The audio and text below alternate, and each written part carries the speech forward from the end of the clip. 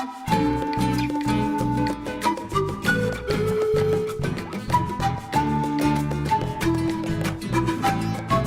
I'm Patricia Gras. Welcome to Passion Time. I'm here with Dr. Raul Cuero, microbiologist, inventor, author. He's an expert on creativity. And today we're going to talk about his last book, How to Create to Excel, the Joy of Life. This is one of many books that he's written on creativity. And I want to ask you, first of all, how was it that you found your passion and that you're living your passion today? Because that was induced by my condition when I was growing up, in which I didn't have much, and I had to spend time in nature, outdoor, and by playing with plants, animals. That led me to appreciate the beauty of knowledge, and those animals were my passion. Right. And they induced me to science, and then I become a person with great perception on discovery before I become a scientist. Right. Very interested. You were a curious discoverer. Great observer. Yes. Great observer. Yes. Yeah. Now, in your book, you teach people a little bit about what it is and what they need to do to become creative in life. Share some of the qualities or characteristics people need to become creative, or can anyone be creative? Yes, very good. You know, there are many books, good books, many concepts about creativity, but nobody tell you how to create. Right. This book is very distinct in the sense that it is one of the few books who tell you how to create, the process of how to create. Of course, because I'm a creative person. Right. So I'm sharing that. People always say that have a great imagination to create. No, it's the contrary. You use your hands, do things with your hands, be an observant, and then you imagine. You don't imagine in the vacuum. You imagine based on synapses that you construct, that you build in your brain by doing things correct in your brain. For instance, when I was working with lizards and some insects, I realized that some of these insects, including roaches, they walk in pairs, and they despair at a certain time. So I want to find out why. So by the time I perceived this when I was 7 years old. So when I went to high school, the first thing that I wanted to find out at the library was why they become impaired and why they despair. So I found the pheromones. So the pheromones are molecules that make it a connection, but they become diluted when the temperature is too high.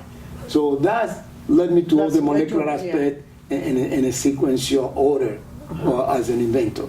Now, the other thing that we must keep in mind is that when you are at the school and the family and libraries and conferences and books, what you picked up happened to be information, no knowledge. That information, when you use it, becomes a knowledge. But if you don't use it, it's not a knowledge. Right. And that is what parents, school system had to make sure that information is applied so it becomes knowledge. Right. That's the reason why kids today, it's hard for them to create something because they have never used the information that they picked up. So they memorize it. This is very important. Once you make information into knowledge through application, that's when you construct what we call epistemology. That means a knowledge above. And then from that point of view, you can focus on invention through experiences, the experiences that you have in applying the information. Create invention and then your paradigm. This is very important. Now, you also make it very clear, and this kind of leads to the next question, is that innovation is different from creation and invention. And that has to do with the education and the way we educate. Tell me a little bit more about that. Very good. This is very good because this is the problem that the current world has. And that's why we have unemployment, massive unemployment. That's why we have an unbalanced economic situation in the world, because we inherit the Industrial Revolution, the last decades of the Industrial Revolution situation. The Industrial Revolution used at the beginning great number of scientific laws and as well as principles, but at the end it was looking only for profit. So the profits made us during the Industrial Revolution, at the end of the Industrial Revolution, not to create more, but to innovate, which means transform something that already existed. Right. That's an innovation. Right. You are not creating anything new. You are transforming something that already existed. Yeah. An invention, you create something from zero. Anytime you invent, the whole society participates. It's a horizontal distribution. Regardless of the knowledge, regardless of the profession, regardless of the level of understanding or knowledge, everybody participates in invention. In innovation, which transformation of something that already exists, only those who can invest participate in it. So it's a very economical, tendency, rather than being horizontal when you do invention. And what we need today is invention, as it was during the Industrial Revolution. But at the end of the Industrial Revolution, we were so happy, like we are animals, and the animal get comfortable, and go very comfortable, and when he get comfortable, he happen to choose the path or least effort. Resistance or least effort. It is very interesting because today we have a lot of discoveries, more than 17th, 18th, 19th century. We have a lot of discoveries. We have quite a lot of inventions, and we have a lot of knowledge, a lot of postulates, a lot of hypotheses, but we don't have scientific law. And scientific law is very important because scientific law is the one who can create the job. Let's say, for instance, the light, when you turn off the light, you're sure it's going to happen. A law is something that happens as many times as you use it. It's very predictable. An economic tendency is based on predictability, not in something unpredictable, like a hypothesis or theory. A car function, when you turn on your car, it's going to run because there is a law.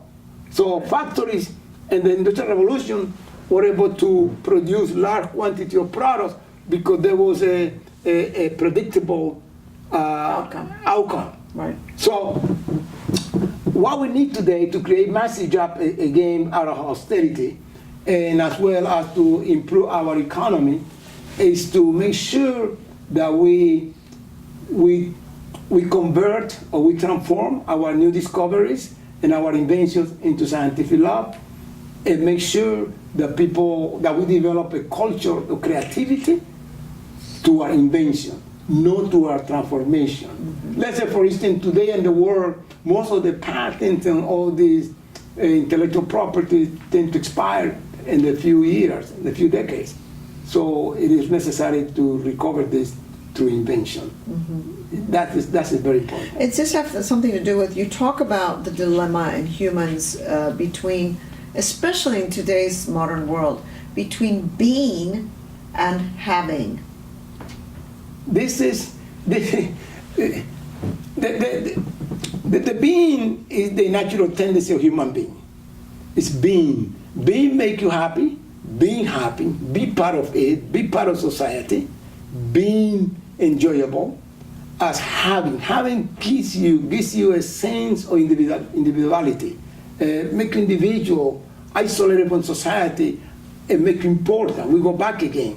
When you have a sense of being, you feel like you are useful. Usefulness give you the sense of being, but the importance make you the sense of having. You can have something that has been provided by somebody else. Somebody has given you something, and you feel important. But to be is an internal, intrinsic process. You have to go through the process. Having, you can acquire, somebody can give it to you. But being is a process. That's very important. It's very important. Yeah. All right, Dr. Cuero, he's the author of How to Create to Excel, The Joy of Life. Thank you so much for joining us. And he's written many books on creativity. You can check his website, raulcuero.com, and make sure that you start engaging in creativity. It's the only way we're going to really thrive in this world. Thank you so much for joining us, and make sure you check us out next week on Passion Time.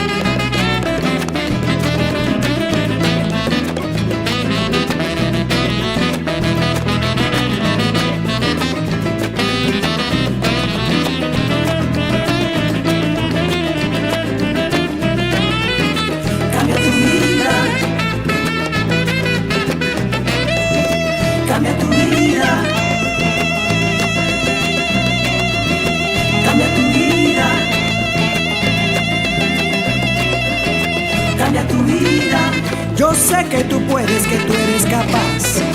Cambia tu vida. La vida es una y tú vas a triunfar. Cambia tu vida.